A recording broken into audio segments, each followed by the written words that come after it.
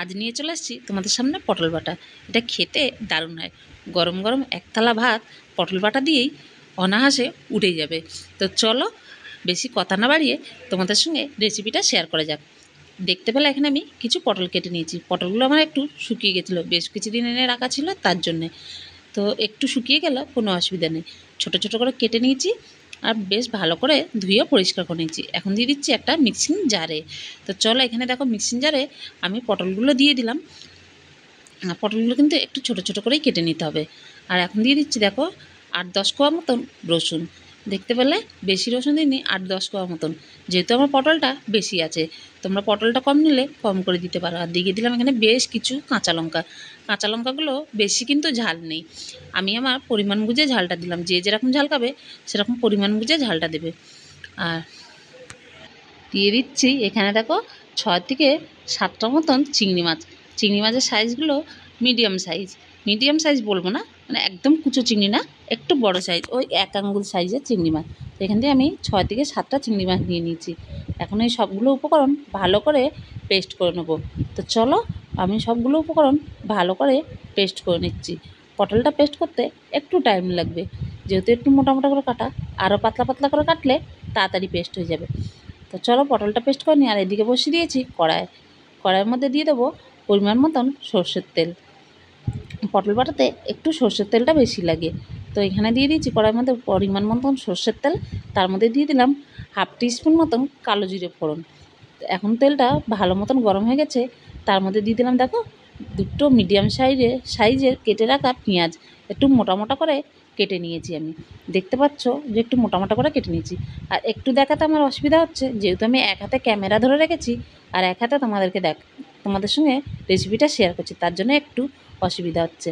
আর পেঁয়াজটা আমি কিন্তু বেশি লাল করে ভাজবো না, জাস্ট হালকা একটু নাড়াচাড়া করে পটল বাটাটা দিয়ে দেবো এর মধ্যে। কেন বলো তো, পেঁয়াজটা বেশি ভাজলে নরম হয়ে যাবে, আমি এটাকে নরম করতে চাইছি না। তাই এখানে দিয়ে দিলাম পটল বাটাটা। বাকি পটলগুলো সব বেটে দিয়ে দিই এর মধ্যে। তো এই যে দেখতে পাচ্ছ আমার সম্পূর্ণ পটল বাটাটা হয়ে গেছে, আর এর মধ্যে দিয়ে দিলাম। দিয়ে এখন এটাকে ভালো করে নাড়াচাড়া করতে হবে। চলো এটাকে ভালো করে নাড়াচাড়া করে নিই। আর পেঁয়াজগুলো যাতে মুখে পড়ে খাওয়ার সময়, তার জন্য আমি একটু মোটা মোটা করে কেটে দিয়েছি, নাহলে কিন্তু ছোট ছোট করে কেটে দিতাম। আর একটু মুখে পড়লে খাওয়ার সময় ভালো লাগবে, ওই জন্য আমি একটু মোটা মোটা করে কেটেছি। আর তোমরা চাইলে চিংড়ি মাছটাও এখানে কিমা করে দিতে পারো। আমার হাতে যেহেতু টাইম কম ছিল, তাই আমি পটলের সঙ্গে পেস্ট করে দিলাম। আমার মনে হয় চিংড়ি মাছটা কিমা করে দিলে ওটা খেতে বেশি ভালো লাগবে। আর এখানে আমি পরিমাণ মতন দিয়ে দিলাম লবণ, তার সঙ্গে দিয়ে দিলাম হলুদ।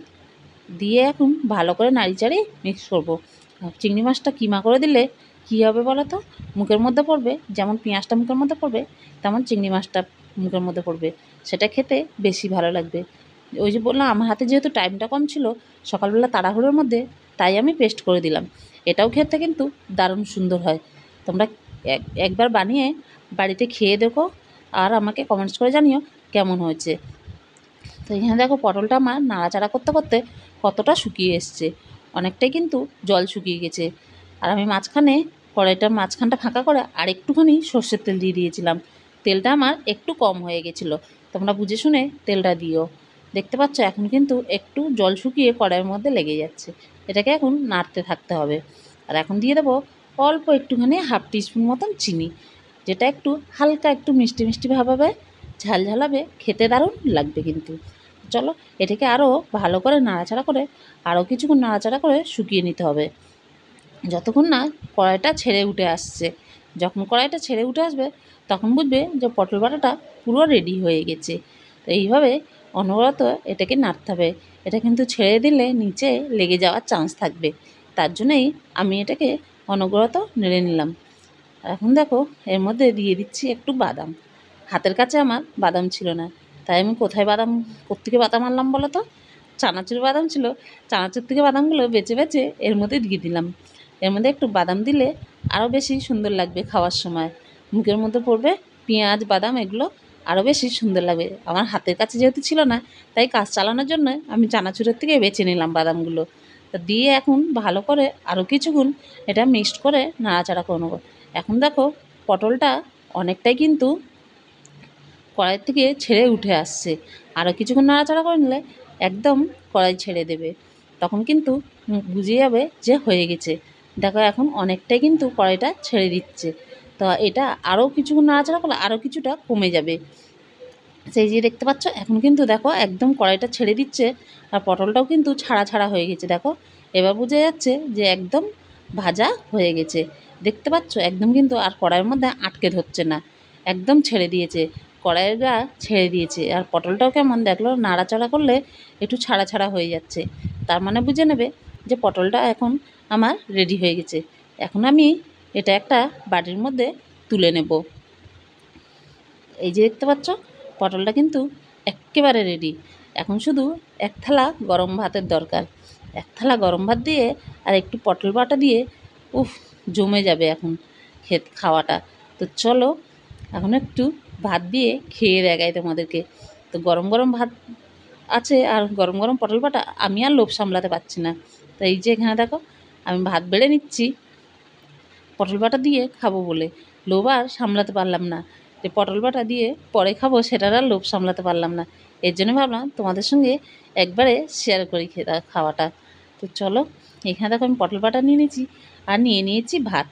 এখন পটলটাকে ভালো করে ভাতের সঙ্গে মেখে টেকে নিয়ে উফ মনটা আনচান করছে এক থালা ভাত খাবো বলে। একঘেয়েমি তরকারি খেতে খেতে দেখবে আর যখন ভালো লাগে না তখন ভর্তা বাটা এগুলো দিয়ে খেতে কিন্তু দারুণ লাগে। এগুলো দিয়ে খেলে মনের একটা আলাদা শান্তি। উফ এটা মুখে দিয়ে যে কী একটা শান্তি পেলাম সেটা বলে বোঝাতে পারবো না তোমাদেরকে।